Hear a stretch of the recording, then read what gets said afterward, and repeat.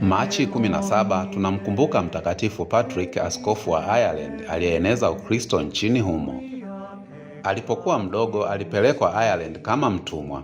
Baada ya muda alikimbia na kurudi kwao, lakini alipata maono ya kurudi Ireland kuhubiri Ukristo kwa Wa-Irish.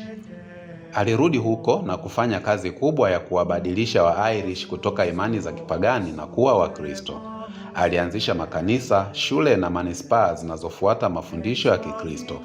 Alitumia mfano wa majani ya shamrock kuelezea siri ya Utatu Mtakatifu, yaani Baba, Mwana na Roho Mtakatifu, jinsi unavyoshirikiana kufanya kazi kwa umoja.